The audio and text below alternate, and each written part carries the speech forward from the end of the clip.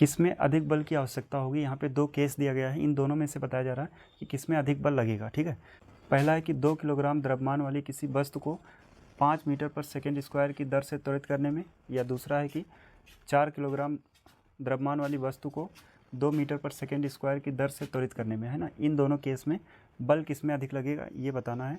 तो यहाँ पे दोनों केस को बारी बारी सॉल्व करेंगे। ठीक है, और इसमें जो फार्मूला लगना है वो है F=ma। इसी फार्मूले से ये पूरा प्रश्न सॉल्व होगा। ठीक है, तो इसका पहला केस लेते हैं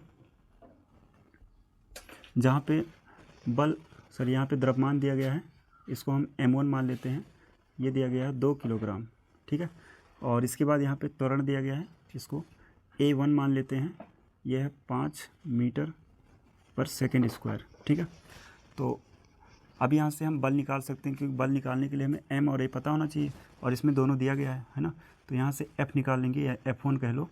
तो F बराबर हो जाएगा m1 a1। अब m1 यहाँ पे 2 kg और a1 जो है 5 मीटर पर सेकेंड स्क्वायर। इन दोनों का गुणा हो जाएगा, तो 5 और 2 का गुणा 10, और यहाँ से चाहो तो मात्रक इसका kg मीटर पर सेकेंड स्क्वायर लिखो, या इसी को 10 न्यूटन बोल दो।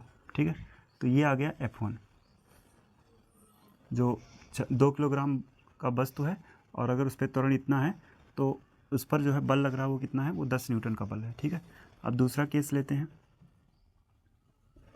इसमें देखेंगे तो M2 दिया गया है 4 किलोग्राम। ठीक है, और वहीं पे इस पर त्वरण जो है वो 2 मीटर पर सेकेंड स्क्वायर का त्वरण लग रहा है। अब इसमें बल निकाल लेते हैं। F2 बल बराबर होता है द्रव्यमान गुणे त्वरण। तो यहाँ पे M2 और A2। अब M2 का मान यहाँ पे 4 kg। ठीक है, इंटू में यहाँ पे A2 जो है वो 2 मीटर पर सेकेंड स्क्वायर। इन दोनों को मल्टीप्लाई कराएंगे तो 8 kg मीटर पर सेकेंड स्क्वायर, या इसी को बोलो 8 न्यूटन। ठीक है, तो F1 F2 आ गया। अब इसमें से यहाँ से हमें पता चल रहा है कि इन दोनों केस में से किस में अधिक बल की आवश्यकता है ना। तो हम कह सकते हैं यहाँ से कि जो केस 1 है, केस 1 में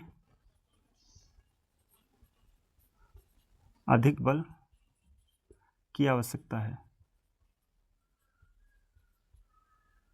ठीक है, और वहीं पूछा जाए कितना अधिक लगेगा, तो कहेंगे 2 न्यूटन का, क्योंकि 10 यहाँ पे है, 8 यहाँ पे है, इसमें 2 न्यूटन ज़्यादा है।